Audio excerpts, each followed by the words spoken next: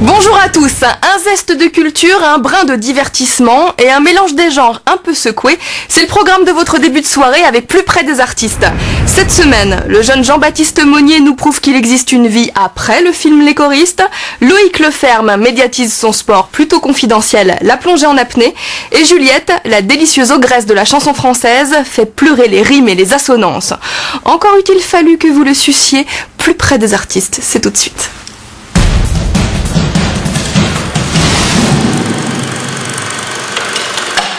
Visage angélique, petite mèche sage, il s'en est fallu de peu pour que Jean-Baptiste Monnier, le soliste du film Les Choristes, s'enferre dans une image de petit garçon effacé à la voix cristalline.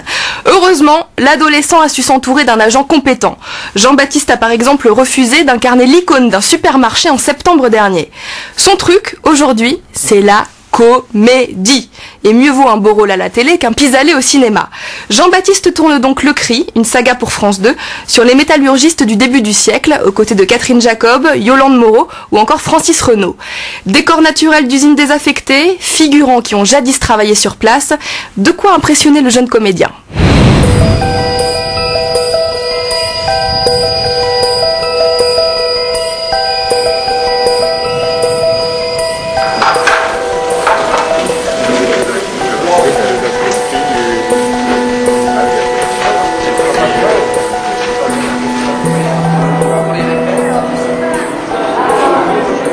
Décor magnifique, c'est plaisant de tourner quand même dans ce décor. Ah bah c'est ouais, c'est authentique, hein, c'est du vrai. C'est étonnant. Hein. Étonnant. Quand on pense qu'il y a eu tant de gens qui ont travaillé là-dedans, c'est effrayant quoi. Parce que c'est tellement... C'est la démesure du truc. La démesure incroyable. Mais c'est vraiment impressionnant. Toutes ces grandes machines. Il paraît que, je sais pas si c'était là où ils disaient qu'ils avaient droit à un mort par jour, je crois. Il y avait un truc normal, quoi.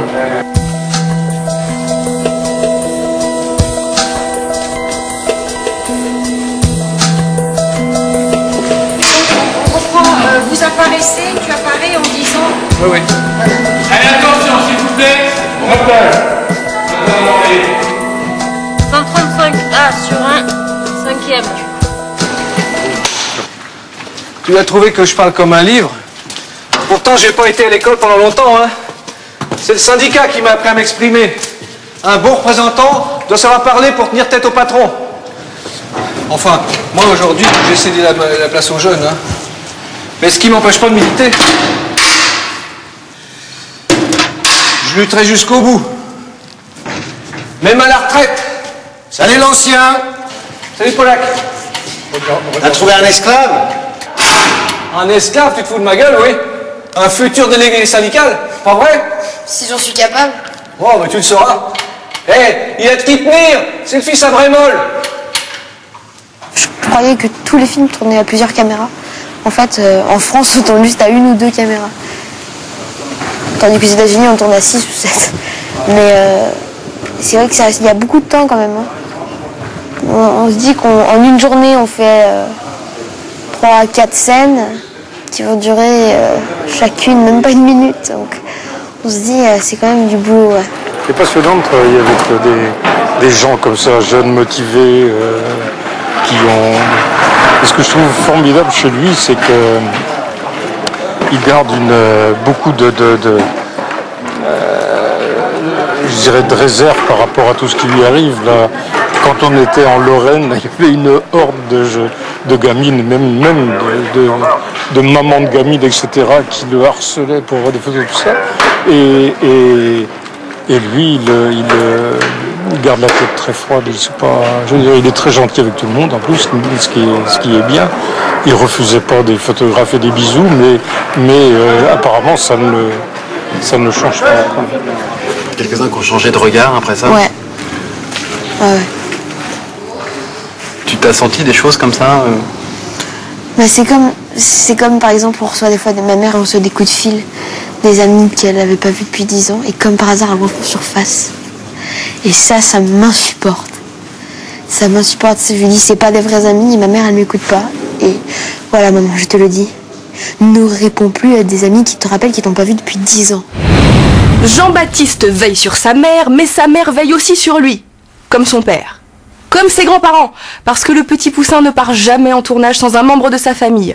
Normal, il n'a que 15 ans. Vous accompagnez votre petit-fils en Belgique depuis quelques jours déjà? Nous sommes là, oui, depuis lundi soir. Et nous restons jusqu'à samedi matin. Vous devez d'être là parce que son père n'est pas là? Voilà, son papa est occupé sur Paris, Roland-Garros, et donc et nous récupérons samedi matin. Voilà. Quand le papa ne peut pas, vous... Soit sa maman, soit quelqu'un de la famille, voilà, qui l'accompagne.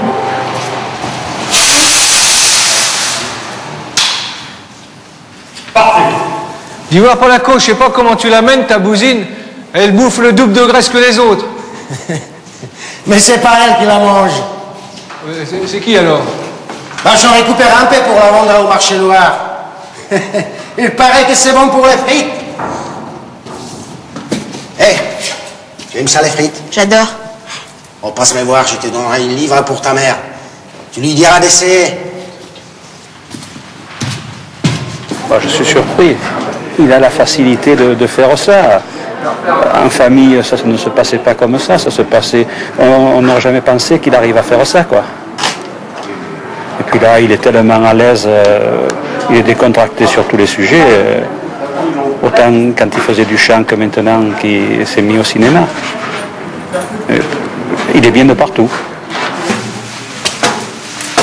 J'ai mûri par rapport à cette image d'enfant un peu que j'avais dans les choristes.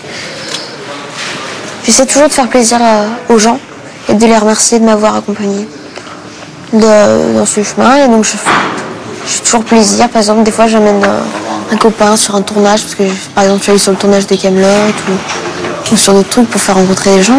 Ah mais je crois que c'est la coupure déjeuner. Un sandwich? Voilà. C'est à quoi? Jambon, cornichon, rillettes. Non, je regarde toujours la manche du pot. Tu manges un sandwich, disons? Faire plaisir aux autres, accepter de grignoter un sandwich sur le pouce, ça va. Jean-Baptiste Monnier n'a pas pris la grosse tête. Il paraît que ça fait partie de ses principales appréhensions. Demain, suite du tournage, chargé en émotions.